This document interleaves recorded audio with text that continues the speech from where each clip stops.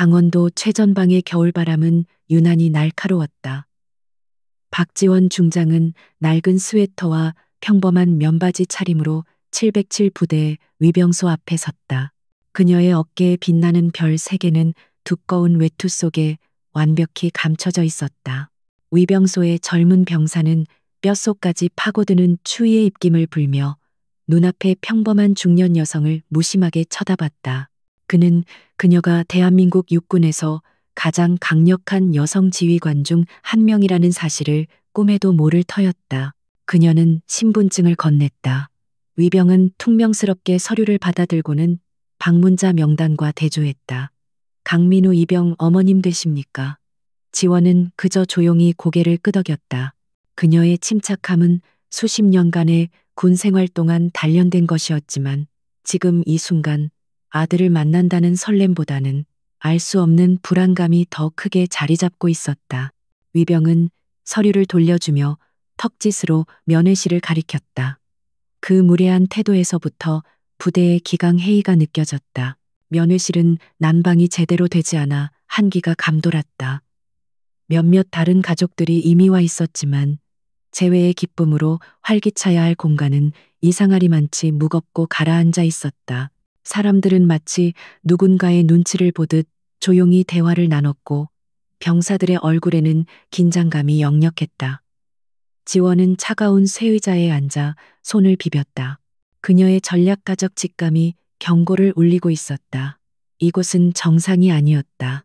잠시 후 강민우 이병이 면회실 문을 열고 들어왔다. 입대 전에 밝고 씩씩했던 모습은 온데간데 없었다. 아들은 깡마르고 검게 탔으며 무엇보다도 눈빛이 죽어 있었다. 억지로 미소를 지어 보였지만 그 미소는 그녀의 가슴을 아프게 할 뿐이었다. 엄마, 오셨어요. 목소리는 기어 들어갈 듯 작았고 습관처럼 주위를 두리번거렸다. 마치 보이지 않는 감시자가 있는 것처럼 지원은 애써 미소를 지으며 준비해 온 음식들을 테이블 위에 펼쳐놓았다. 아들이 가장 좋아했던 갈비찜과 잡채였다. 민우야 먹어라. 밥은 제대로 먹고 다니는 거니. 그녀는 일부러 밝은 목소리를 냈다. 하지만 민우는 음식에 거의 손을 대지 않았다. 그저 젓가락으로 음식을 뒤적일 뿐 연신 면회실 입구를 힐끔거렸다. 아들의 그런 모습에 지원의 속은 타들어갔다. 부대 생활은 어떠니? 선임들이 잘해주고 가장 평범한 어머니의 질문이었다. 하지만 민우는 그 질문에 화들짝 놀란 듯 어깨를 움츠렸다. 괜찮아요, 엄마. 군 생활 다 그렇죠. 뭐, 다들 잘해주세요. 너무나도 빠르고 기계적인 대답이었다. 지원은 수많은 적군 스파이와 내부 부패자들을 신문해 왔다. 그녀는 아들이 지금 필사적으로 거짓말을 하고 있다는 것을 단번에 알아차렸다. 그녀가 다시 무언가를 물어보려던 찰나 면회실 문이 거칠게 열렸다. 육중한 최고의 중사 한 명이 팔 자걸음으로 들어섰다. 그의 군복은 칼같이 다려져 있었지만 눈빛은 탐욕스럽고 오만했다. 그는 면회실을 훑어보더니 곧장 지원의 테이블로 다가왔다. 그의 가슴팍에는 최라는 명찰이 선명했다. 그의 등장만으로 면회실의 공기는 얼어붙었다. 최 중사는 지원을 위아래로 훑어보더니 민우에게 비아냥거리듯 말했다. 어이 강이병, 어머님이 진수성찬을 차려오셨네. 아주 좋으시겠어. 그는 지원에게는 눈길도 주지 않고 오직 민우만을 몰아세웠다. 그 목소리에는 병사들에 대한 존중이라고는 찾아볼 수 없었다. 노골적인 위압감과 무례함이 가득했다. 민우의 얼굴은 하얗게 질려갔다. 최 중사는 테이블 위에 갈비찜을 턱짓으로 가리켰다. 그런데 말이야, 너만 이렇게 맛있는 걸 먹으면 되겠어. 지금 소대원들 전부 뺑이 치고 있는데 네가 눈치가 있다면 어떻게 해야겠어. 이것은 질문이 아니었다. 명백한 강요이자 협박이었다. 지원은 다른 테이블의 병사들과 가족들 역시 고개를 숙인 채 이 상황을 애써 외면하는 것을 보았다. 이것은 일상적인 일이었다. 지원의 눈빛이 얼음장처럼 차가워졌다. 일개 중사가 병사의 가족 앞에서, 그것도 면회실에서 공공연하게 상납을 요구하고 있었다. 이것은 단순한 군기문란이 아니었다. 명백한 권력 남용이자 범죄였다. 그녀는 군대의 명예를 더럽히는 이 행위를 목격하며 치미는 분노를 억눌렀다. 그녀의 머릿속에서는 이미 관련 군법 조항들이 떠오르고 있었다. 민우는 당황한 나머지 어쩔 줄 몰라 했다. 아, 최 중사님.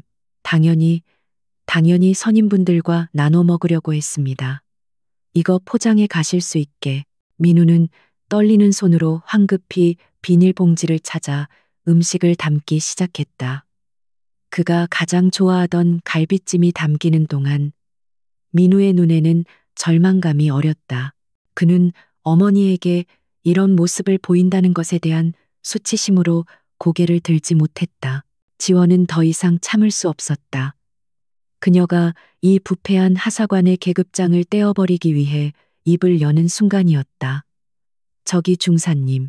그녀의 목소리는 낮고 차분했지만 그 안에 담긴 무게감은 천둥과도 같았다. 그러나 그녀의 말이 채 끝나기도 전에 민우가 필사적으로 그녀의 팔을 붙잡았다. 엄마, 제발, 가만히 계세요. 그 목소리에는 애원을 넘어선 공포가 담겨 있었다. 민우는 어머니를 걱정하는 것이 아니었다. 어머니가 떠난 후 자신에게 닥칠 보복을 두려워하고 있었다. 지원은 그 절박한 눈빛을 마주하고 숨이 멎는 듯 했다. 자신의 아들이 이 군대 안에서 인질로 잡혀 있다는 끔찍한 진실이 그녀의 머리를 내리쳤다. 그녀가 지금 여기서 폭발한다면 그 모든 피해는 고스란히 민우에게 돌아갈 것이다. 지원은 천천히 입을 다물었다. 그리고는 평생의 연기력을 동원해 가장 온화하고 순종적인 어머니의 미소를 지어 보였다. 아이고 중사님, 제가 생각이 짧았네요. 우리 민우가 선임분들 잘 모셔야죠. 이거 다 가져가셔서 동료분들이랑 나눠 드세요. 우리 아들 잘 좀 부탁드립니다. 그녀는 공손하게 고개를 숙이기까지 했다. 최 중사는 만족스러운 듯 코웃음을 쳤다. 그는 이 순진하고 복종적인 중년 여성을 마음껏 비웃었다. 어머니 아들 교육 똑바로 시키셔야겠습니다. 사회물 아직 덜 빠졌어. 그는 보란듯이 갈비찜이 든 봉지를 낚아채고는 다른 하사관과 낄낄거리며 면회실을 나갔다. 그가 나간 후에도 한동안 누구도 입을 열지 못했다. 그 이후의 면회 시간은 지옥과도 같았다. 모자 사이에는 무거운 침묵만이 흘렀다. 민우는 고개를 숙인 채 죄송합니다 라는 말만 중얼거렸다. 지원은 아무 말도 할 수 없었다. 그녀는 아들 앞에서 눈물을 보이지 않기 위해 차갑게 식어버린 잡채를 기계적으로 씹을 뿐이었다. 그녀의 분노는 이미 개인적인 감정을 넘어선 상태였다. 면회 시간이 끝나고 지원은 민우를 힘껏 안아주었다. 아들아, 강해져야 한다. 이것은 단순한 격려가 아니었다. 앞으로 일어날 일들에 대한 암시이자 그녀 스스로에 대한 다짐이었다. 민우는 어머니의 품에서 작게 흐느꼈다. 엄마 조심해서 가세요. 아들은 그녀가 빨리 이곳을 떠나 이 위협적인 환경에서 벗어나길 바라고 있었다. 지원은 아들의 등을 두드려주고 덤덤하게 돌아섰다. 그녀는 707 부대 정문을 빠져나올 때까지 단 한 번도 뒤를 돌아보지 않았다. 평범한 어머니의 모습으로 부대를 방문했지만 그녀가 그곳에서 본 것은 아들의 나약함이 아니라 군 전체를 좀먹고 있는 거대한 암덩어리의 일부였다. 이것은 그녀의 아들 하나만의 문제가 아니었다. 그녀는 자신을 기다리고 있던 검은색 세단에 올랐다. 운전석의 수행원에게는 이미 그녀의 진짜 신분이 노출되지 않도록 사전에 조치해둔 상태였다. 차가 천천히 부대에서 멀어지기 시작했다. 지원은 사이드미러로 점점 작아지는 위병소를 바라보았다. 그녀의 눈빛은 더 이상 자애로운 어머니의 것이 아니었다. 차갑고 냉철한 적진을 앞둔 지휘관의 눈빛이었다. 그녀는 자신의 군복이 그리고 이 나라가 자신에게 부여한 별 3개의 무게가 얼마나 무거운지 다시금 깨달았다. 최 중사의 오만한 얼굴과 아들의 절망적인 눈빛이 교차하며 떠올랐다. 이것은 단순한 부조리가 아니었다. 국가 안보의 근간을 흔드는 명백한 적이었다. 지원은 휴대폰을 들었다. 평범한 어머니 박지원은 이제 사라졌다. 지금부터는 육군 중장 박지원이 움직일 차례였다. 그녀는 익숙한 번호를 눌렀다. 신호음이 몇 번 울리지 않아 굳건하고 절도 있는 목소리가 수화기 너머에서 들려왔다. 충성. 국군 방첩사령관입니다. 지원은 차창 밖으로 펼쳐진 황량한 겨울산을 바라보며 낮고 단호한 목소리로 명령을 내렸다. 사령관. 지금부터 내 말 잘 비공식 라인으로 최고 등급의 보안을 유지해야 해. 그녀의 목소리는 강원도의 겨울바람보다 더 차갑고 날카로웠다. 작전명 숙청이 시작되는 순간이었다. 검은색 세단은 707 부대를 벗어나 서울로 향하는 고속도로에 진입했다. 뒷좌석에 앉은 박지원 중장의 얼굴에서는 온화했던 어머니의 미소가 완전히 사라져 있었다. 그녀의 시선은 차창 밖의 풍경을 향해 있었지만 그녀의 마음은 방금 전 목격한 부조리한 현실을 정밀하게 분석하고 있었다. 운전석의 오대위는 백미러로 그녀의 표정을 살피려다. 얼음장 같은 기운에 눌려 감히 고개를 돌리지 못하고 운전에만 집중했다. 그녀는 최 중사의 탐욕스러운 눈빛과 아들의 절망적인 공포를 머릿속에서 되감았다. 그것은 단순한 군기문란이나 가혹행위가 아니었다. 면회실이라는 공개된 장소에서, 그것도 가족을 상대로 버젓이 금품을 요구하는 대담함. 이는 하루 이틀 벌어진 일이 아니며 최 중사 한 명의 일탈도 아님을 의미했다. 그것은 부대 내에 견고하게 자리 잡은 조직적인 착취 시스템이었다. 이것은 단순한 비리가 아니라 명백한 안보 위협이었다. 병사들의 사기를 꺾고 군대에 대한 불신을 심으며 지휘 체계를 무너뜨린다. 만약 적이 이 사실을 알고 병사들을 매수하려 든다면, 혹은 이 부패한 간부들이 군수품을 빼돌려 적에게 넘긴다면, 지원의 머릿속은 한치의 오차도 없는 전략가로 돌아와 최악의 시나리오들을 시뮬레이션하기 시작했다. 그녀의 분노는 차갑게 식어 강철 같은 결단력으로 변해가고 있었다. 그녀는 수화기 너머의 방첩사령관에게 말했다. 이 장군, 내 신분은 노출시키지 말게. 민원이 접수된 걸로 하게. 하지만 조사는 특수작전 수준으로 진행해야겠어. 그녀는 일부러 아들이나 개인적인 감정을 완전히 배제했다. 이 일은 이제 강민우 이병의 어머니가 아닌 대한민국 육군 중장 박지원의 책무가 되었다. 그녀의 목소리에는 사적인 감정은 단 한 방울도 섞여 있지 않았다. 방첩사령관 이태영 대장은 침묵 속에서 박 중장의 의도를 정확히 파악했다. 그녀가 민원이라는 단어를 썼을 때 그것이 결코 평범한 민원이 아님을 알았다. 또한 그녀가 자신의 직통 라인을 사용했다는 것 자체가 이 사안이 육군 본부의 공식적인 보고 라인을 신뢰할 수 없을 만큼 심각하거나 혹은 그 라인 자체가 오염되었을 가능성을 시사했다. 알겠습니다. 장군님, 즉각 최고 수준의 보안 등급으로 팀을 꾸리겠습니다. 좋아. 조사팀장은 자네 사람 중에 가장 독하고 어떤 외압에도 흔들리지 않을 인물로 보내게. 난 그 부대의 지휘관부터 하급 간부까지 그들 사이에 형성된 카르텔의 전모가 궁금하네. 지원은 잠시 말을 끊었다가 결정적인 한마디를 덧붙였다. 작전명은 숙청이다. 707 부대의 뿌리부터 모조리 정화하게. 숙청이라는 단어는 이 장군의 등골을 서늘하게 만들었다. 이것은 조사가 아니라 전쟁 선포였다. 전화가 끊어지자 차 안에는 다시 무거운 침묵이 감돌았다. 이태영 사령관은 즉시 자신의 직속 최정예 특수조사팀을 소집했다. 그는 박지원이라는 인물이 어떤 사람인지 잘 알았다. 그녀는 불필요한 움직임을 보이는 법이 없었다. 그녀가 숙청을 명했다면 그곳은 문자 그대로 썩어 문드러진 지옥이라는 뜻이었다. 그는 책상 서랍 깊숙한 곳에서 단 한 번도 사용하지 않은 직통 라인을 꺼내 들었다. 한편 지원은 차가 서울 톨게이트를 통과하는 동안 눈을 감고 있었다. 그녀는 707 부대의 연대장 윤성호 대령의 신상 파일을 머릿속으로 떠올렸다. 화려한 경력, 탄탄한 인맥.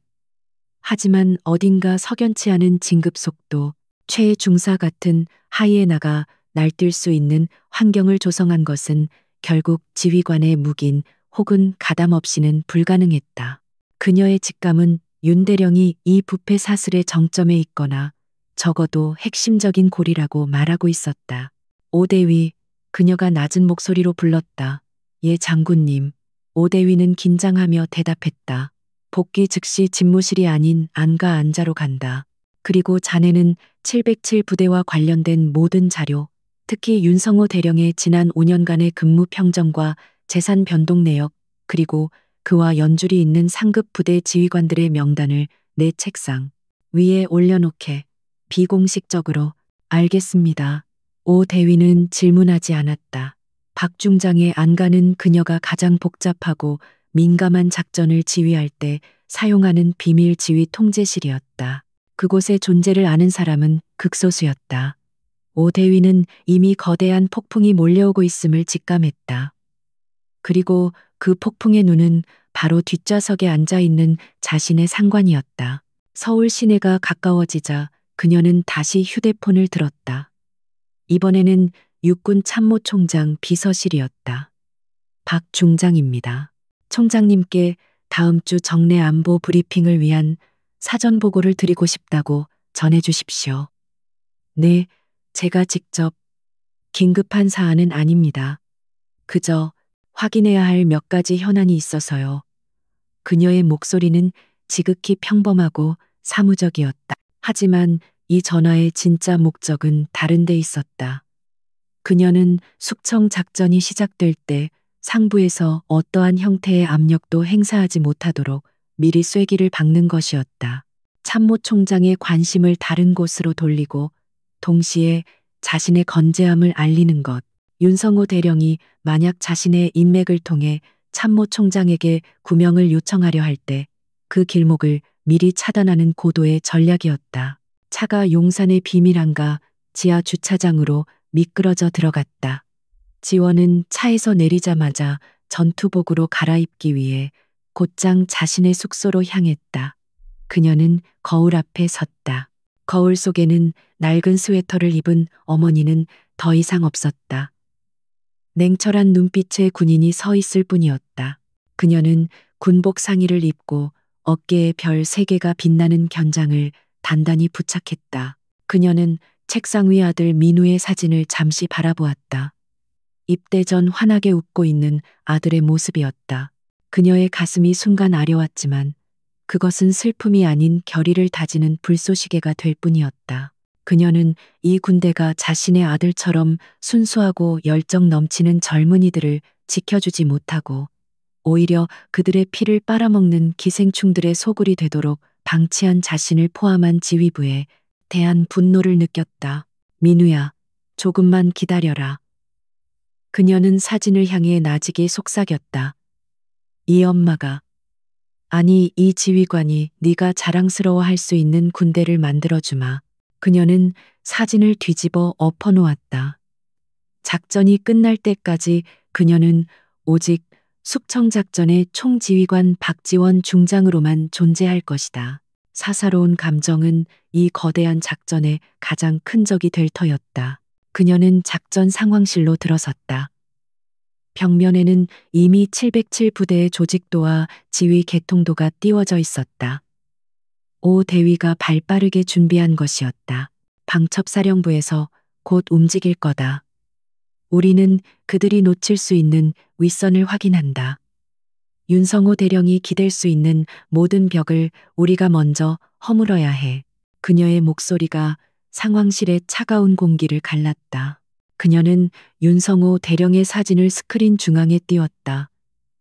이자가 만약 꼬리 자르기를 시도한다면 최중사 같은 피라미들은 가장 먼저 버려지겠지. 하지만 난 피라미 따위에는 관심 없어. 그녀의 손가락이 윤대령의 얼굴을 가리켰다. 난 이자의 목 그리고 이자에게 목줄을 쥐어준 더 높은 곳을 원한다. 피를 빨아먹는 거머리들은 머리부터 발끝까지 모조리 태워버려야 해. 지원의 눈이 붉게 타오르고 있었다. 그것은 분노의 불꽃이자 정의를 실현하려는 의지의 불꽃이었다. 밖에서는 아무도 몰랐다. 한적한 용산의 안가에서 대한민국 군대의 명운을 건 거대한 숙청 작업이 아들을 보러 갔던 한 어머니의 조용한 분노에서부터 시작되었다는 것을 그녀는 수십 년간 군에서 배운 모든 전략과 전술을 이 작전에 쏟아부을 준비가 되어 있었다. 오 대위, 방첩 사령관에게 전해 1급 감시 대상은 윤성호 대령이라고. 그리고 그의 모든 통신 기록과 금융 거래 내역을 실시간으로 나에게 보고하도록. 그녀는 이미 이태영 사령관이 자신에게 협조할 수밖에 없음을 알고 있었다. 이것은 단순한 협조 요청이 아니라 사실상의 명령이었다. 그녀의 계급과 권한은 이런 때를 위해 존재하는 것이었다. 그녀는 작전 지도를 내려다보았다.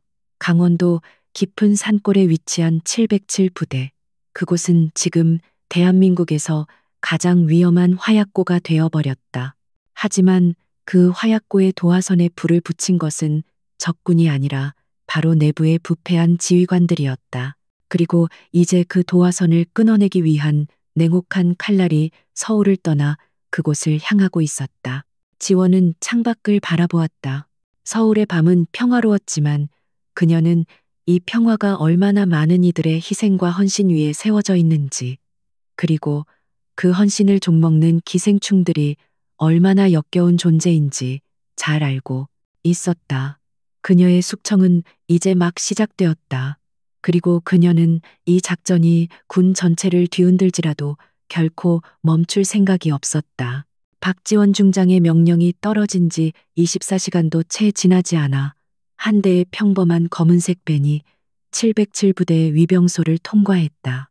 차에서 내린 남자들은 전투복이 아닌 말끔하지만 아무런 특징도 없는 사복 차림이었다. 그들을 이끄는 남자는 40대 초반으로 보였으며 다부진 체격에 날카로운 눈매를 지니고 있었다. 그의 이름은 김진호 소령. 국군 방첩사령부 내에서도 독사라 불리는 타협을 모르는 특수조사 팀장이었다. 김소령은 위병소에 국방부 정기보안 감사라는 표면적인 공문만을 제시했다. 당직 사관은 예상치 못한 방문에 당황했지만 공문의 직인과 김소령의 서늘한 기세에 눌려 즉각 상부에 보고했다. 보고는 707 부대의 연대장 윤성호 대령의 집무실까지 순식간에 올라갔다. 윤 대령은 아침 커피를 즐기던 중이었고 이 불청객들의 방문을 대수롭지 않게 여겼다. 보안 감사 이맘때쯤인가 윤 대령은 콧방귀를 뀌었다. 그는 자신의 인맥이 육군 본부의 핵심부에 닿아 있다고 자신했다. 그에게 이 정도의 감사는 그저 귀찮은 요식 행위일 뿐이었다. 아마도 어떤 불만 많은 부모가 또 민원이라도 넣었겠거니 싶었다. 그는 여유롭게 집무실을 나서며 이 성가신 손님들을 적당히 구슬려 빨리 돌려보낼 생각뿐이었다. 윤 대령은 연병장을 가로질러 오는 김소령 일행을 맞이했다. 수고가 많으십니다. 김소령, 이런 첩첩산중까지 오시느라. 보시다시피 저희 부대는 이상 없습니다. 윤 대령은 특유의 호탕한 웃음을 지으며 김소령에게 악수를 청했다. 그러나 김소령은 그 손을 잡는 대신 차가운 목소리로 자신의 명령을 전달했다. 지금 이 순간부로 707 부대 전역은 보안 통제 구역으로 지정됩니다. 윤 대령의 미소가 굳어졌다. 김소령 그게 무슨. 말이 채 끝나기도 전에 김소령의 팀원들은 이미 흩어지고 있었다. 2명은 지휘 통제실로 향해 모든 외부 통신망을 장악했고 2명은 연대 본부의 행정실과 재정처로 나머지 2명은 병사생활관으로 향했다. 이 모든 것이 불과 30초 만에 일사불란하게 이루어졌다.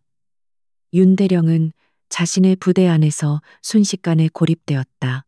윤성호 대령님, 지금부터 연대장님의 모든 지휘 권한은 보안 감사가 종료될 때까지 일시 정지됩니다. 김소령은 윤 대령의 눈을 똑바로 응시하며 말했다. 대령님을 포함한 모든 간부 및 병사들은 개별 면담에 응해 주셔야 합니다. 협조해 주시죠. 그 목소리에는 어떠한 감정도 실려 있지 않았지만 거부할 수 없는 압도적인 무게가 담겨 있었다. 윤 대령의 얼굴이 분노로 붉어졌다. 이건 월권이야. 김소령, 당신이 지금 무슨 짓을 하는지 알아? 나는 당장 상부에. 그는 자신의 휴대폰을 꺼내 들었다. 하지만 화면에는 서비스 지역 이탈이라는 메시지만 떠 있을 뿐이었다. 지휘 통제실로 향했던 요원들이 이미 부대 내 모든 통신망과 제모 전파방해 장치까지 완벽하게 장악한 뒤였다. 김소령은 부대 내 가장 큰 회의실을 임시지휘 본부로 정했다. 그의 팀원들이 압수한 서류 상자들이 방 한 구석에 쌓이기 시작했다. 재정장부, 군수품, 출납 기록, 병사들의 외박 및 휴가 대장, 그리고 부대 운영비 내역서까지. 김소령은 산더미 같은 서류들 속에서 무언가를 찾기 시작했다. 그는 이 부대가 썩었다는 확신을 가지고 이곳에 왔다. 그의 첫 번째 지시는 모든 병사들을 대상으로 한 익명의 설문조사였다. 부대 내 부조리 경험, 금품 상납 요구 여부, 지휘관에 대한 신뢰도. 질문은 날카롭고 직접적이었다. 병사들은 갑작스러운 상황에 어리둥절했지만 자신들의 직속상관들이 모두 회의실에 격리된 채 아무런 힘도 쓰지 못하는 것을 보자 술렁이기 시작했다. 동시에 개별 면담이 시작되었다. 김소령의 방식은 독특했다. 그는 가장 높은 지휘관이나 의심되는 주동자가 아닌 가장 힘없고 겁에 질린 이등병들부터 신문실로 불렀다. 이름, 군번. 그리고 네가 이곳에서 겪은 일을 모두 말해. 지금 이 순간부터 너의 신원은 방첩사령부가 보장한다. 그는 녹음기 버튼을 누르며 낮게 말했다. 처음 몇 명의 병사들은 두려움에 떨며 아무 일 없습니다. 라는 말만 반복했다. 그들은 김소령보다 조사가 끝난 후 돌아올 최 중사의 보복이 더 두려웠다. 김소령은 그들의 공포를 이해했다. 그는 강압적으로 다그치지 않았다. 대신 그는 압수된 서류 중 하나를 그들 앞에 내밀었다. 그것은 부대 PX의 외상 장부였다. 여기 내 이름이 있군. 한 달에 20만 원어치. 내 월급보다 많은 금액인데 이걸 다 네가 먹었나? 김소령의 날카로운 질문에 병사의 얼굴이 하얗게 질렸다. 아닙니다. 그건. 그럼 누구 주머니로 들어갔지? 최 중사. 아니면 이 대위 병사는 입술을 깨물며 떨었다. 침묵은 긍정이었다. 김소령은 다음 서류를 넘겼다. 한편 윤 대령은 자신의 집무실에 사실상 감금된 상태였다. 그는 창밖으로 분주하게 움직이는 조사팀원들과 개별적으로 불려가는 병사들의 모습을 보며 초조함을 감추지 못했다. 그는 자신의 인맥이 왜 아무런 연락이 없는지 이해할 수 없었다. 이 정도의 감사라면 분명 누군가가 자신에게 귀띔을 해주었어야 했다. 자신이 완벽한 거미줄에 걸려들었음을 깨닫기 시작했다. 그의 분노는 점차 두려움으로 변해갔다. 그는 자신이 얼마나 많은 비리를 저질렀는지 스스로 잘 알고 있었다. 병사들에게 할당된 부식을 빼돌려 근처 식당에 팔아넘긴 것, 유류를 횡령해 개인 차량에 사용한 것, 그리고 최 중사와 이 대위가 병사들의 가족들에게서 뜯어낸 찬조금의 일부를 상납받은 것까지. 그는 김소령이 단순한 감사가 아닌 증거를 찾으러 왔음을 직감했다. 김소령의 임시지휘본부에는 데이터가 쌓이고 있었다. 병사들의 설문지에서는 일관되게 특정 간부들의 이름이 거론되었다. 금품 갈취, 폭언, 폭행, 그리고 그 정점에는 상사 최와 대위가 있었다. 또한 재정장부에서는 유령 병사를 만들어 급여를 타내거나 군수품을 과다 청구하여 차액을 챙긴 흔적들이 속속 발견되었다. 찾았습니다. 소령님, 한 요원이 노트북을 들고 달려왔다. 최 중사와 윤대령의 개인 계좌 내역입니다. 지난 1년간 매달 일정한 날짜에 동일한 금액이 최 중사에게서 윤대령의 차명 계좌로 이체되었습니다. 이것은 스모킹건이었다. 그들이 단순한 상하 관계가 아닌 부패로 엮인 공범 관계임을 증명하는 결정적인 증거였다. 김소령은 차갑게 웃었다. 좋아. 이제 거물들을 부를 차례군. 그는 면담실로 향했다. 밖은 이미 어둠이 내리고 있었지만 707 부대의 진짜 밤은 이제부터 시작이었다. 김소령은 문고리를 잡았다. 그는 이 부패의 고리를 끊어내는 것이 아니라 아예 뿌리째 뽑아버릴 작정이었다. 그의 다음 면담 대상자는 강민우 이병이었다. 김소령은 박지원 중장의 아들이라는 사실을 티내지 않도록 사전에 철저히 교육받았다. 그는 민우가 특혜가 아닌 증인으로서의 역할을 하도록 유도해야 했다. 강민우 이병, 들어오게.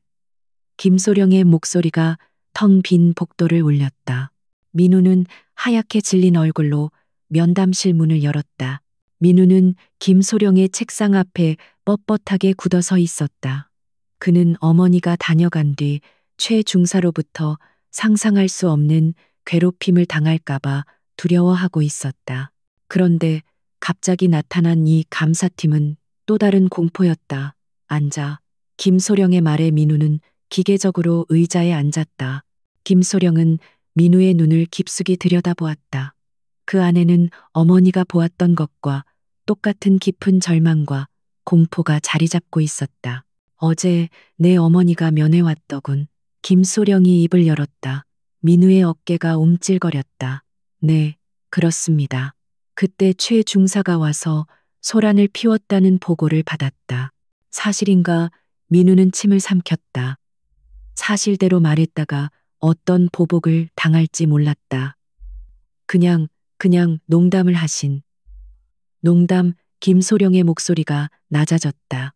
내 어머니가 싸온 음식을 강탈해 가는 게 농담이었나? 민우는 고개를 숙였다. 김소령은 더 이상 민우를 다그치지 않았다. 대신 그는 다른 병사들의 익명 진술서를 책상 위에 펼쳐놓았다. 수십 장의 종이에는 최 중사와 이 대위의 만행이 빽빽하게 적혀 있었다.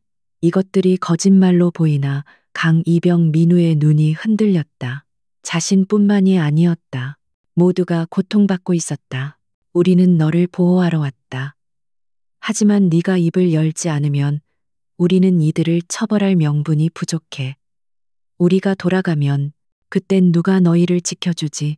김소령의 말은 민우의 심장을 꿰뚫었다. 그것은 어머니가 떠나기 전 했던 말, 강해져야 한다는 말과 겹쳐졌다. 민우는 떨리는 주먹을 꽉 쥐었다. 강민우 이병의 눈동자가 책상 위에 놓인 수십 장의 진술서 위에서 격렬하게 흔들렸다.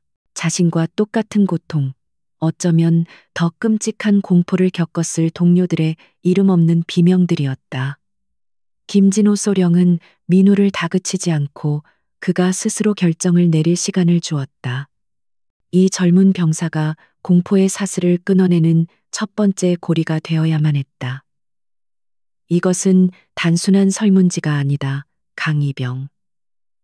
이것은 구원을 요청하는 편지다. 김소령의 목소리는 낮았지만 그 어떤 위협보다 강력한 힘을 담고 있었다. 우리가 여기 있는 동안 너희는 안전하다. 최 중사도 이 대위도 그 누구도 너희에게 접근하지 못한다. 부대의 모든 통신은 차단되었고 지휘권은 정지됐다. 하지만 우리가 증거 없이 돌아간다면 너희의 지옥은 다시 시작될 거다. 아니, 더 끔찍해지겠지. 그의 말은 냉혹한 현실이었다. 민우는 주먹을 꽉 쥐었다. 손톱이 손바닥을 파고들며 아픔이 느껴졌다. 어머니가 떠나며 남긴 말 강해져야 한다는 그 목소리가 귓가에 맴돌았다. 그는 어머니의 방문이 이 모든 일의 발단이 되었을지도 모른다고 생각했다. 그리고 자신이 여기서 침묵한다면 어머니의 용기를 배신하는 것이며 동료들을 2번 죽이는 짓이라고 느꼈다. 그는 천천히 고개를 들었다. 공포에 질려있던 눈빛은 사라지고 무언가를 결심한 단호함이 자리 잡고 있었다. 말하겠습니다. 민우의 목소리는 떨렸지만 꺾이지 않았다. 모두 사실입니다. 그 한마디가 터져나오자 본물처럼 억눌렸던 진실이 쏟아져 나오기 시작했다. 최 중사는 우리를 ATM이라고 불렀습니다. 매달 월급날이면 절반을 부대 발전 기금이라는 명목으로 뜯어갔습니다. 그는 PX 외상장부의 진실을 폭로했다.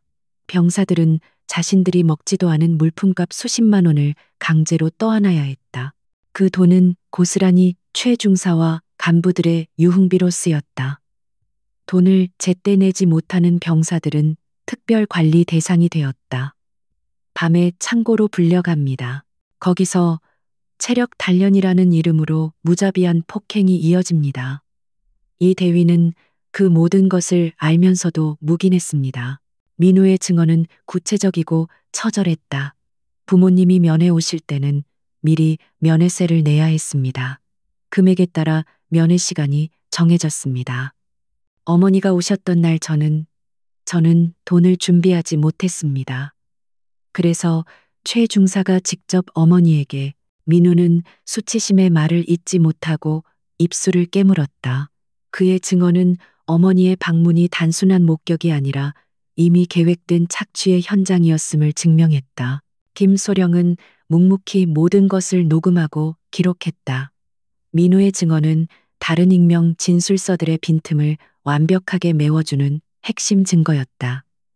이 대위는 어떻지? 김소령이 물었다. 이 대위는 더 교활합니다. 그는 직접 손에 피를 묻히지 않습니다. 최 중사를 이용해 우리를 통제하고 부모님들의 직업을 파악해 특별 찬조금을 요구했습니다. 아버지가 작은 사업체라도 하시면 표적이 되었습니다. 민우는 이 대위가 어떻게 병사들의 휴가 서류를 볼모로 부모들에게 고가의 전자제품이나 현금을 요구했는지 상세히 진술했다. 심지어 병사들에게 할당된 보급품 방한복이나 전투화 같은 을 빼돌려 중고 시장에 팔아넘기고 병사들에게는 낡고 해진 장비를 사용하게 만들었다.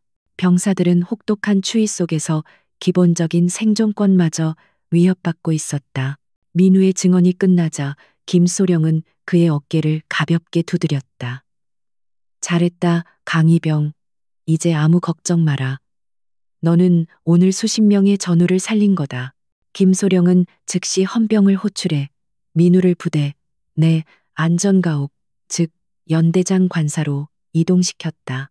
아이러니하게도 부패의 정점에 있던 윤대령의 공간이 이제 그 비리를 폭로한 증인을 보호하는 가장 안전한 장소가 된 것이다. 이제 칼날을 뽑아들 차례였다. 김소령의 다음 목표는 명확했다. 최 중사, 지금 당장 데려와. 조사팀 요원들이 생활관으로 향했다. 최 중사는 자신의 구역에서 병사들을 닥달하며 불안감을 해소하려던 참이었다. 그는 여전히 이 감사가 윤대령의 선에서 정리될 것이라 믿고 있었다. 최 중사님, 김소령님이 찾으십니다. 요원들의 강압적인 태도에 그는 불쾌감을 느꼈지만 어쩔 수 없이 따라 나섰다. 최 중사는 회의실 문을 거칠게 열고 들어왔다. 그는 특유의 오만한 태도를 거두지 않았다. 소령님, 이 야밤에 무슨 일입니까? 병사들 관리하기도 바쁜데. 그는 김소령의 계급이 자신보다 높았지만 자신 뒤에 있는 윤대령이라는 백을 믿고 있었다. 그는 김소령 책상 위에 녹음기와 서류들을 보며 코웃음을 쳤다. 앉아. 김소령의 목소리는 얼음장 같았다. 최 상사. 지금부터는 묵비권을 행사할 수 있지만 그래봤자 소용없을 거다. 김소령은 민우의 진술서가 아닌 PX 외상장부와 최 중사의 개인 계좌 입출금 내역이 정리된 서류를 그의 앞에 던졌다.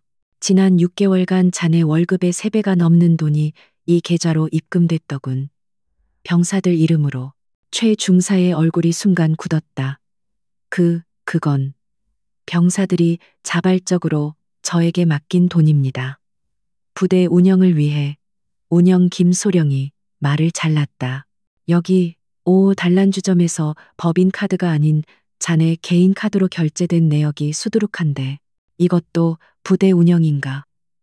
김소령은 최 중사가 병사들에게서 갈취한 돈으로 유흥을 즐긴 증거를 차례로 제시했다. 최 중사는 당황하기 시작했다. 그는 이 감사팀이 이렇게까지 깊고 빠르게 파고들 줄은 몰랐다. 이건 명백한 사생활 침해입니다. 소령님 이러시면. 사생활. 김소령은 비웃었다. 그는 책상 서랍에서 작은 USB를 꺼내 노트북에 꽂았다. 스크린에는 707 부대 보급 창고의 CCTV 영상이 재생되었다. 날짜는 불과 3일 전 야간이었다. 영상 속에서 최 중사는 한 이등병의 멱살을 잡고 주먹으로 복부를 가격하고 있었다. 병사가 쓰러지자 그는 군홧발로 옆구리를 찼다. 명백한 폭행이자 가혹행위였다. 저 병사가 자네에게 자발적으로 돈을 맡기지 않겠다고 버텼던 그날이군. 안 그런가? 최 상사 김소령이 영상을 정지시켰다. 최 중사의 얼굴은 이제 하얗게 질려 피 기운이 가셨다. 이건 군기 확립을 위한. 헛소리 집어치워 김소령이 책상을 내리쳤다. 내 놈은 군인이 아니야. 군복 입은 깡패 병사들의 피를 빨아먹는 거머리일 뿐이다. 최 중사의 모든 오만함이 무너져 내렸다. 그는 다급하게 윤대령의 이름을 팔기 시작했다. 저 혼자 한 게 아닙니다. 이 모든 건 윤대령님 짓이. 알고 있다. 김소령은 그의 말을 끊었다. 윤대령이 내 놈의 주인이었겠지. 하지만 내 놈은 그 주인의 가장 충실한 사냥개였어. 최 중사는 더 이상 아무 말도 하지 못했다. 그는 자신의 목줄이 이미 끊어졌음을 깨달았다. 김소령은 헌병에게 눈짓했다. 폭행 금품 갈취 직권 남용 현행범으로 체포한다. 당장 구금실로 끌고 가. 최 중사가 무기력하게 끌려나갔다. 회의실에는 잠시 무거운 침묵이 흘렀다. 김소령은 잠시 숨을 골랐다. 이제 근육이 아닌 두뇌를 상대할 차례였다. 이대위 데려오게. 이대위는 최 중사와 달랐다. 그는 폭력 대신 서류와 시스템을 이용해 병사들을 착취했다. 그는 이미 자신이 불려갈 것을 예상하고 모든 변명거리를 준비해 두었을 터였다. 이 대위는 최 중사와 달리 매우 침착하고 예의 바른 태도로 회의실에 들어섰다. 부르셨습니까, 소령님? 감사 업무에 협조하게 되어 영광입니다. 그는 세련된 안경을 고쳤으며 지적인 미소를 지어 보였다. 하지만 그의 눈은 김소령의 책상 위를 빠르게 훑으며 상황을 파악하려 애쓰고 있었다. 김소령은 이 대위의 위선적인 태도에 역겨움을 느꼈지만 겉으로 드러내지 않았다. 그는 이 대위가 조작한 군수품 불출 대장을 그의 앞에 펼쳐놓았다. 이 대위, 자네는 매우 유능한 장교더군. 장부상으로는 완벽해. 하지만 현실과 장부가 달라서 문제지. 김소령은 보급품 창고에서 실제로 확인한 재고 현황표를 그 옆에 나란히 놓았다. 장부상으로는 방한 내피 500벌이 창고에 있어야 해. 하지만 실제 재고는 100벌도 채 되지 않더군.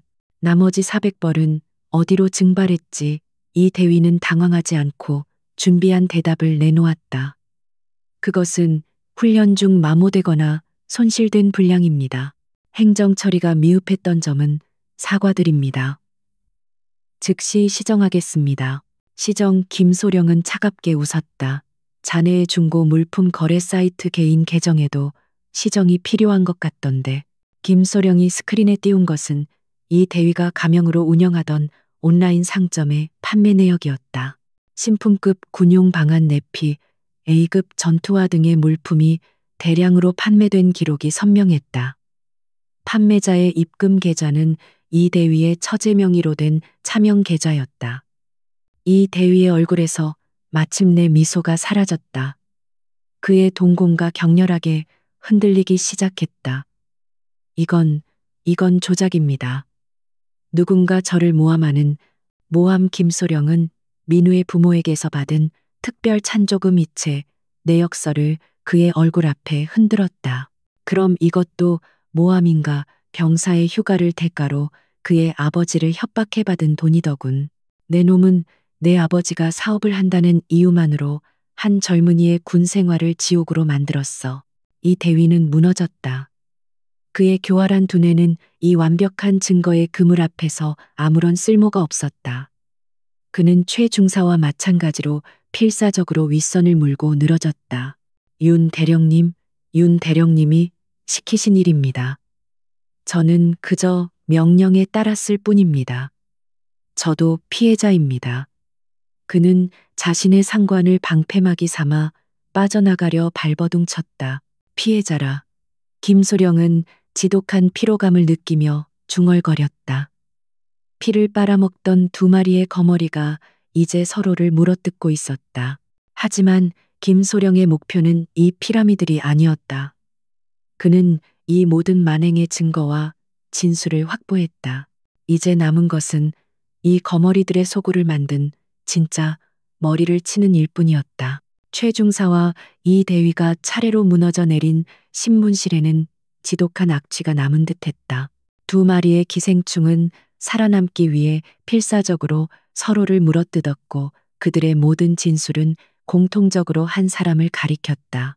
바로 707 부대의 절대 권력자 연대장 윤성호 대령이었다.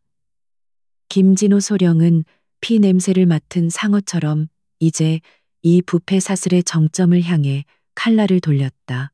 그는 하이에나들의 피가 아니라 이 모든 것을 조장하고 묵인한 사자의 목을 원했다. 김소령은 부하들로부터 방금 압수한 최신 자료들을 넘겨받았다.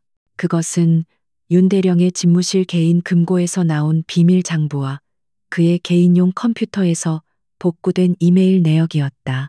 최 중사와 이 대위가 병사들의 피를 빨아모은 현금이었다면 윤대령은 그 피를 이용해 자신의 성을 쌓아 올린 권력 그 자체였다.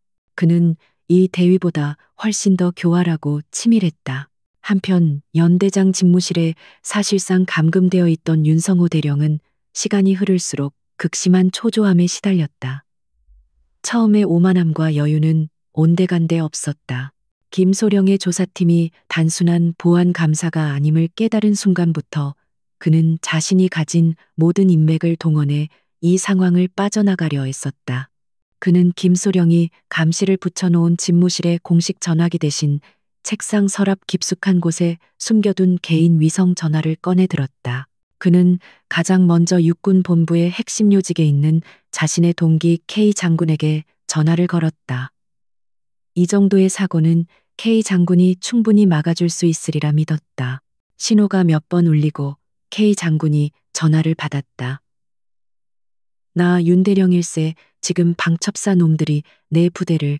하지만 그의 다급한 목소리를 가로막고 수화기 너머에서는 차갑고 사무적인 목소리가 들려왔다. 윤대령 미안하지만 지금 회의 중이라네. 나중에 통화하지. 나중에라는 말은 영원이라는 뜻과 같았다. 윤대령의 손이 떨리기 시작했다. K 장군은 단 한 번도 자신의 전화를 이런 식으로 끊은 적이 없었다. 그는 불길한 예감을 애써 누르며 이번에는 자신의 직속 상관인 사단장에게 전화를 걸었다. 사단장은 그가 상납한 떡값을 가장 많이 받아먹은 인물 중 하나였다. 사단장님, 큰일 났습니다. 방첩사 놈들이. 이번에는 신호음만 하염없이 울릴 뿐 사단장은 아예 전화를 받지 않았다. 그의 이마에서는 식은땀이 비오듯 흘러내렸다. 그는 미친 듯이 전화기 버튼을 눌렀다. 국회의원, 보좌관, 방산업체 임원, 심지어 예편한 선배 장성들에게까지. 하지만 반응은 두 가지 중 하나였다. 아예 전화를 받지 않거나 혹은 자신을 전혀 모르는 사람처럼 냉정하게 선을 긋거나 박지원 중장이 서울의 안가에서 쳐놓은 거대한 차단막이 완벽하게 작동하고 있었다. 윤 대령은 자신이 고립된 섬에 홀로 남겨졌음을 깨달았다. 이것은 단순한 조사가 아니었다. 누군가가 자신을 완벽하게 제거하기 위해 판을 짰다. 숙청. 그의 머릿속에 그 끔찍한 단어가 떠올랐다. 그는 자신이 누구를 건드렸는지 혹은 누가 자신을 표적으로 삼았는지 도무지 알 수 없었다. 도대체 누구야? 그는 공포에 질려 중얼거렸다. 그의 화려했던 경력과 인맥이라는 성벽이 모래처럼 허물어지고 있었다.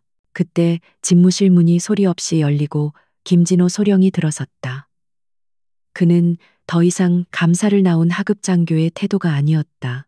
그의 손에는 두툼한 서류 뭉치가 들려 있었고 그 눈빛은 사형 집행인처럼 냉혹했다. 윤성호 대령님, 이제 대령님의 이야기를 들어볼 차례입니다. 김소령은 윤 대령의 책상 맞은편 의자에 털썩 앉으며 서류 뭉치를 책상 위에 던지듯 올려놓았다. 윤 대령은 마지막 남은 자존심으로 허세를 부리려 애썼다. 김소령, 이게 무슨 무례한 짓인가? 자네가 지금 닥치시죠. 김소령의 낮은 목소리가 윤 대령의 말을 잘랐다. 지금부터 대령님은 연대장이 아니라 군수품 횡령 금품 수수, 직권 남용, 그리고 부하들에 대한 폭행 및 가혹 행위 교사 혐의를 받는 피의자일 뿐입니다. 김소령은 첫 번째 서류를 펼쳐 보였다. 그것은 부대 유류고에서 빼돌린 막대한 양의 경유가 윤 대령의 처가 소유 주유소로 흘러들어간 내역서였다. 병사들은 혹한기에 난방도 제대로 못하고 떨고 있는데 대령님은 그 경유를 빼돌려 돈을 챙기고 있었더군. 이 돈으로 골프 회원권을 구입하셨습니까? 윤 대령의 얼굴이 잿빛으로 변했다. 김소령은 쉴 틈을 주지 않고 다음 증거를 제시했다. 그것은 최 중사로부터 매달 상납받은 돈이 입금된 차명 계좌의 내역이었다. 최 중사가 병사들에게서 뜯어낸 피 같은 돈입니다. 이 돈은 대령님 자녀의 유학 자금으로 쓰였더군요. 자식들 공부는 잘 되어 갑니까? 김소령의 목소리에는 경멸감이 가득했다. 아, 그리고 이게 가장 흥미롭더군요. 김소령이 마지막으로 내민 것은 윤 대령이 자신의 상급자들에게 선물한 내역이 적힌 비밀 장부였다. 고가의 양주 명품, 시계, 현금 다발. 그는 자신이 살아남기 위해 더러운 돈으로 상급자들을 매수해왔다. 이걸로 사단장님께 충성을 맹세하셨습니까? 하지만 안타깝게도 그분들은 지금 대령님의 전화를 받지 않으시더군요. 그 말에 윤 대령의 마지막 이성이 끊어졌다. 그는 자신이 완벽하게 버려졌음을 깨달았다. 그는 김소령이 그저 방첩사령관의 명령을 따르는 인물이 아님을 직감했다. 이 정도의 정보력과 권한, 그리고 상부의 모든 라인을 차단할 수 있는 힘이라면 이것은 방첩사 수준이 아니었다. 이것은 그보다 훨씬 더 높은 곳에서 내려온 것을 수 없는 경로였다. 누구냐? 대체 누가 이따위 짓을? 윤 대령이 무너진 목소리로 물었다. 그는 더 이상 자신의 혐의를 부인할 생각조차 하지 못했다. 그에게 남은 것은 오직 이 거대한 숙청의 배후가 누구인지에 대한 공포뿐이었다. 자신을 낭떠러지로 밀어버린 보이지 않는 손의 정체를 알고 싶었다. 김소령은 천천히 일어섰다. 그는 윤 대령에게 다가가 그의 귓가에 조용히 속삭였다. 대령님은 한 어머니를 잘못 건드렸습니다. 그저 평범하고 힘없는 민간인이라고 생각했던 아들을 보러 온 한 어머니 말입니다. 윤 대령의 눈이 커졌다. 그는 며칠 전 면회실에서 소란을 피웠던 최 중사에 대한 보고를 받은 기억을 떠올렸다.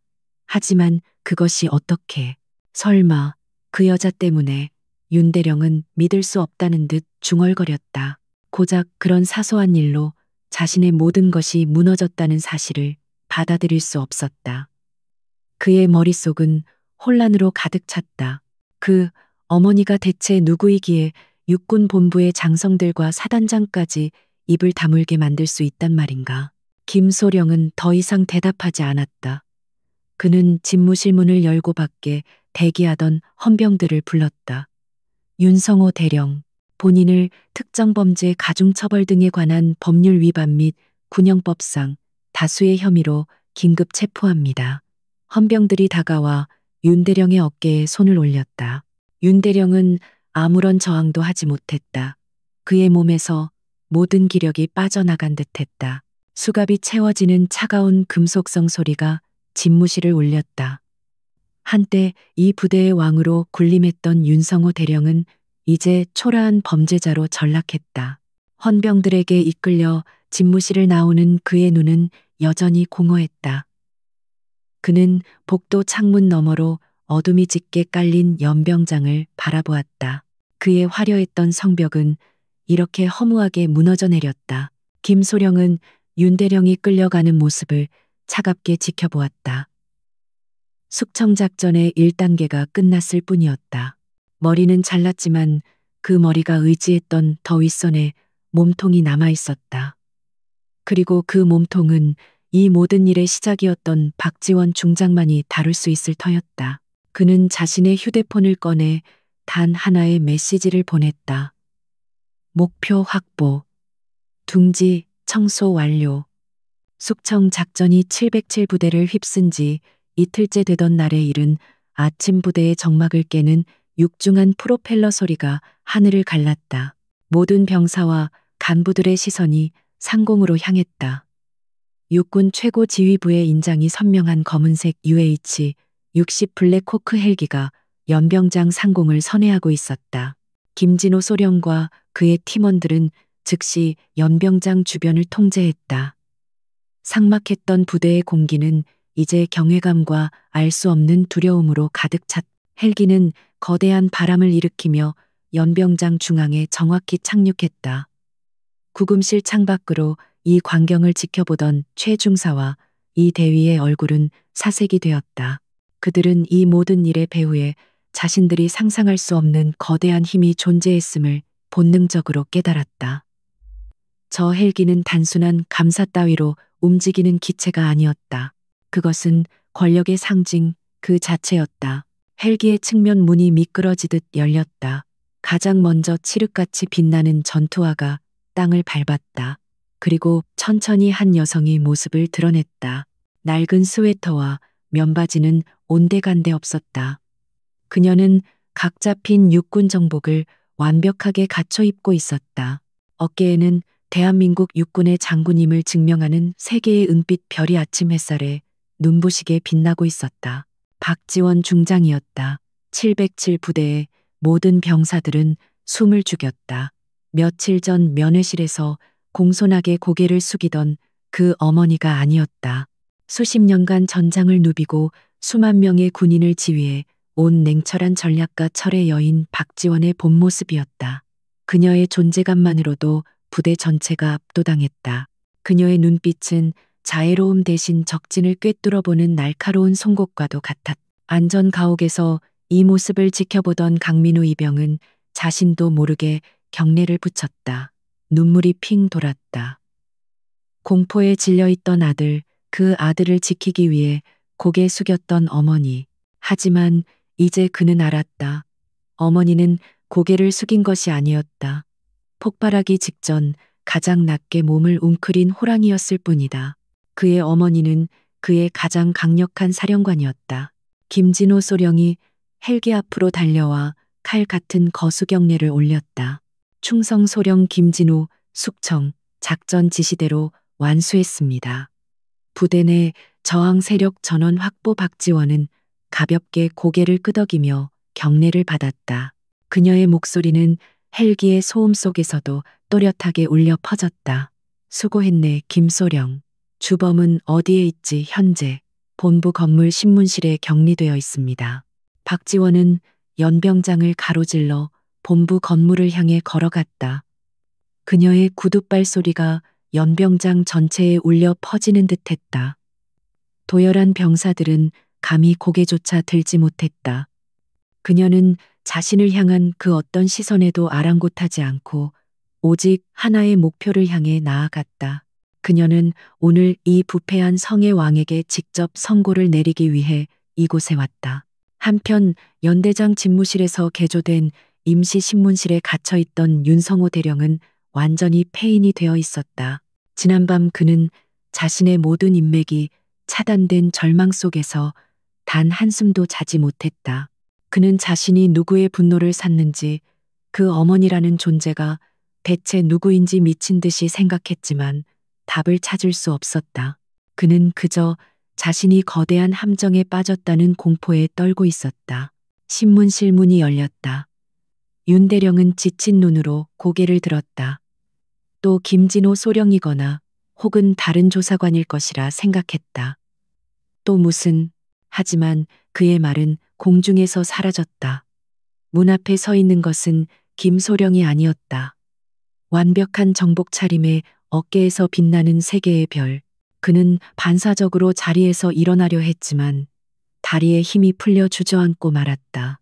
육군 중장이었다. 그는 필사적으로 머리를 굴렸다. 자신이 아는 중장급 장성 중에 여성이 있었던가 그의 기억 속에는 없었다. 그는 이 상황이 주는 압도적인 위압감에 숨조차 제대로 쉴 수 없었다.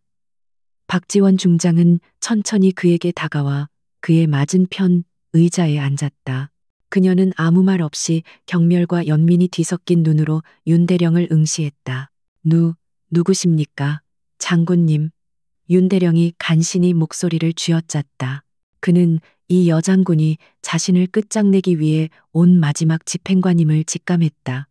박지원은 그의 눈을 똑바로 바라보았다.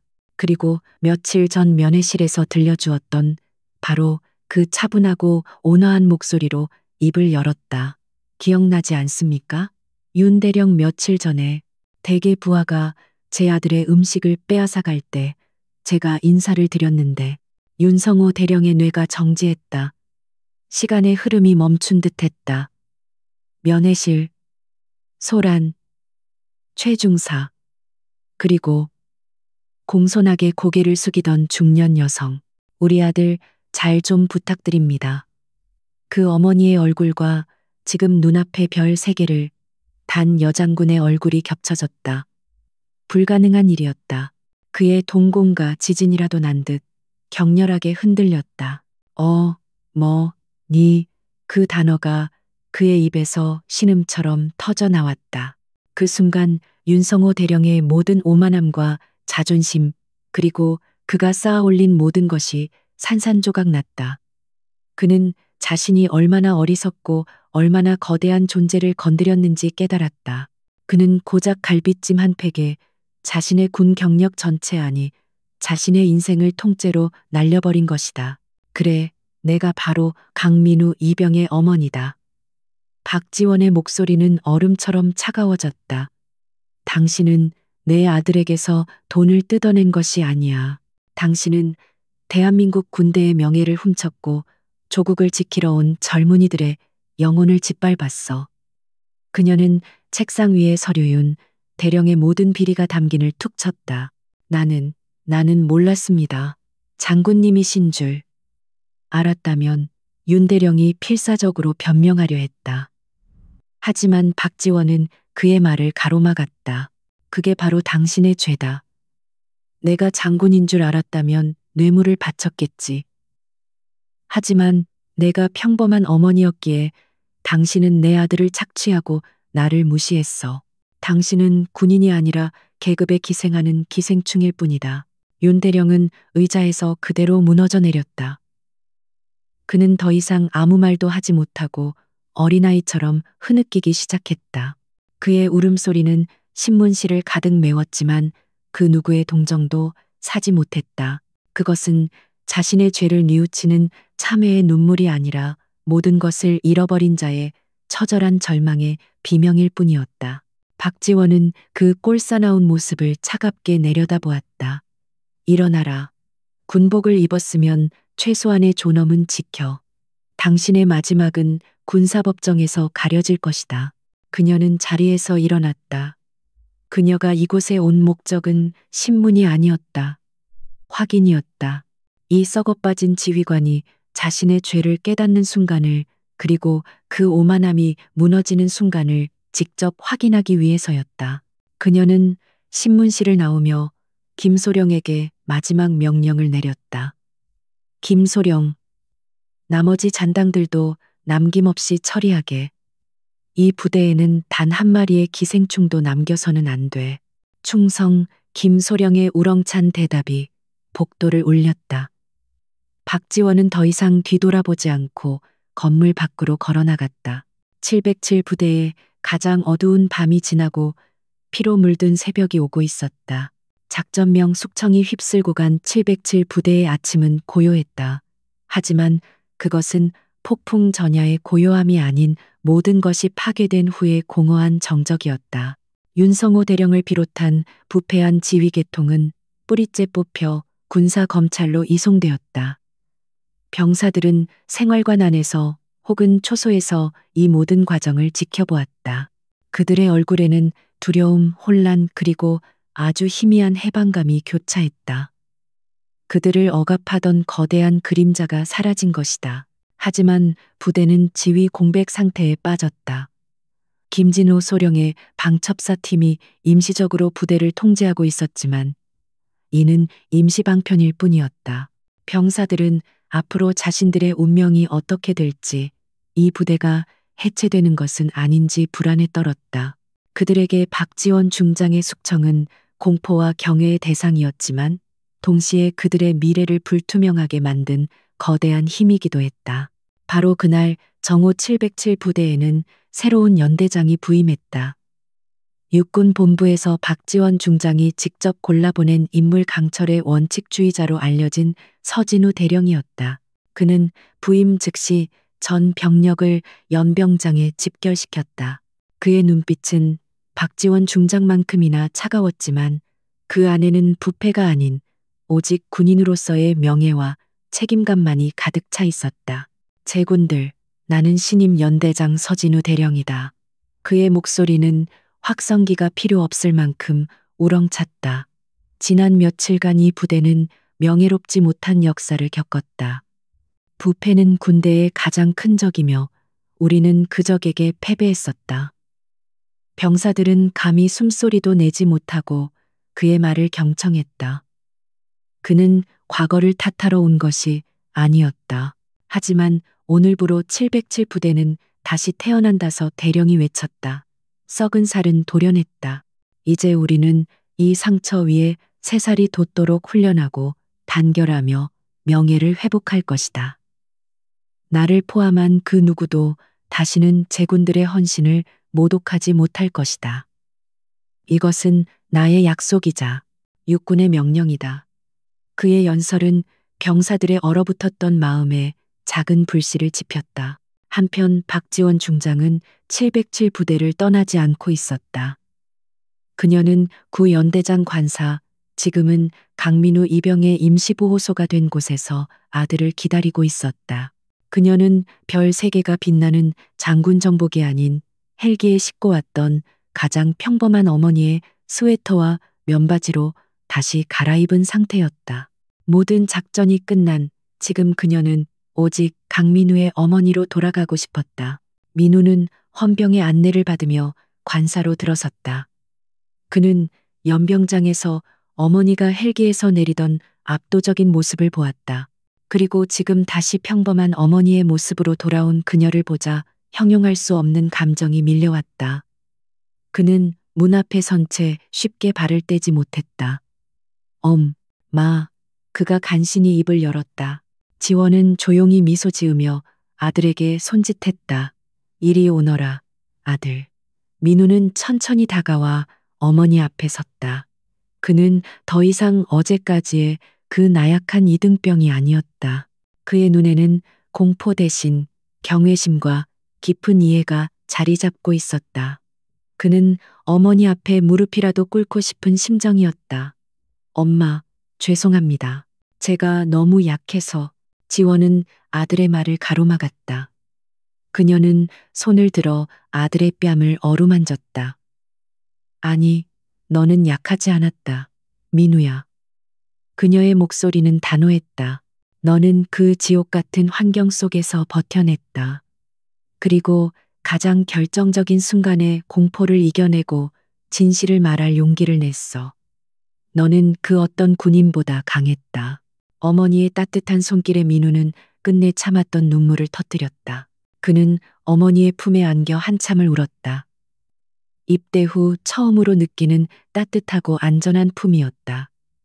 무서웠습니다. 매일매일 정말 무서웠습니다. 민우가 흐느꼈다. 지원은 그런 아들의 등을 묵묵히 다독여 주었다. 그녀는 아들이 겪었을 고통의 시간을 가늠하며 가슴이 미어지는 것을 느꼈다. 그녀가 별 3개를 다는 동안 그녀의 아들은 가장 어두운 곳에서 고통받고 있었다. 이제 괜찮다, 아들아. 다 끝났다. 지원이 말했다. 아니, 이제부터가 시작이다. 그녀는 아들을 품에서 떼어내고 그의 눈을 똑바로 바라보았다. 너는 오늘 이 일을 잊지 말거라. 힘이 없다는 것이 얼마나 끔찍한 일인지. 그리고 그 힘을 가진 자가 얼마나 무거운 책임을 져야 하는지를. 이것은 어머니로서 그리고 인생의 선배 지휘관으로서 아들에게 주는 가르침이었다. 민우는 눈물을 닦고 고개를 끄덕였다. 그는 이제 어머니의 어깨에 달린 저 별 3개의 무게가 단순히 권력이 아니라 자신과 같은 수많은 약자들을 지켜야 하는 책임의 무게임을 깨달았다. 내 어머니, 아니, 장군님, 잊지 않겠습니다. 그 순간 민우는 진정한 군인으로 다시 태어나고 있었다. 지원은 아들의 머리를 쓰다듬어 주었다. 그녀는 민우를 이곳 707 부대에 남겨두기로 결정했다. 너는 여기서 남은 군 생활을 마치게 될 거다. 새로운 지휘관 아래 명예를 회복하는 부대의 일원으로서 당당하게 복무해라. 그게 네가 동료들에게 그리고 너 자신에게 할 수 있는 최선이다. 그녀는 아들에게 특혜가 아닌 명예를 회복할 기회를 주었다. 민우는 흔들림 없는 눈빛으로 대답했다. 명령 받들겠습니다. 모자무지의 짧은 만남은 그것으로 끝났. 민우는 다시 자신의 생활관으로 돌아갔고 지원은 헬기에 오르기 위해 연병장으로 향했다. 그녀가 떠나는 길에 새로 부임한 서진우 대령이 그녀를 배웅했다. 장군님, 걱정 마십시오. 707 부대는 제가 책임지고 재건하겠습니다. 지원은 서 대령의 어깨를 두드렸다. 부탁하네 서 대령. 부대의 명예뿐만 아니라 저 아이들의 상처 입은 영혼까지도 보듬어주게. 다시는 숙청과 같은 비극이 일어나지 않도록 명심하겠습니다. 서 대령의 우렁찬 대답을 뒤로하고 지원은 헬기에 탑승했다. 헬기는 다시 거대한 바람을 일으키며 상공으로 떠올랐다. 그녀는 창밖으로 점점 작아지는 707 부대를 내려다보았다. 숙청 작전은 성공했다. 피를 빨아먹는 거머리들과 썩어빠진 지휘부는 모두 제거되었다. 하지만 지원의 마음은 결코 가볍지 않았다. 그녀는 이 승리가 얼마나 큰 대가를 치르고 얻어진 것인지 알고 있었다. 한 부대를 통째로 무너뜨려야 했던 극약 처방이었다. 그녀는 자신의 힘이 그 전화 한 통이 가진 무게를 다시금 실감했다. 그 힘은 정의를 구현할 수도 있지만 동시에 언제든 무고한 피를 부를 수도 있는 양날의 검이었다. 그녀가 잠깐이라도 감정에 치우치거나 그 힘에 도취되었다면 그 결과는 끔찍했을 것이다. 권력의 정점에 선다는 것은 이처럼 고독하고 무거운 십자가를 지는 일이었다. 헬기는 서울의 용산 상공으로 진입하고 있었다. 그녀의 집무실 책상에는 숙청의 후속 조치와 관련된 수많은 서류들이 그녀를 기다리고 있을 터였다. 윤성우 대령이 로비했던 상급 부대 지휘관들에 대한 감찰도 시작되어야 했다. 707 부대의 정화는 끝났지만 군 전체에 퍼져 있을지 모를 더 많은 기생충들에 대한 전쟁은 이제 막 시작된 것일지도 모른다. 박지원 중장은 지친 눈을 감았다. 그녀는 아들 민우의 눈물을 그리고 윤성호 대령의 절망적인 비명을 떠올렸다. 정의는 실현되었지만 그 과정은 결코 아름답지 않았다. 그녀는 이 군대의 명예를 지키기 위해 그리고 제2, 제3의 강민우가 나오지 않도록 자신에게 주어진 이 무거운 힘을 가장 냉철하고 올바른 방향으로 사용해야 함을 다시 한번 다짐했다. 그것이 그녀가 별 3개의 무게를 견디는 유일한 방법이었다.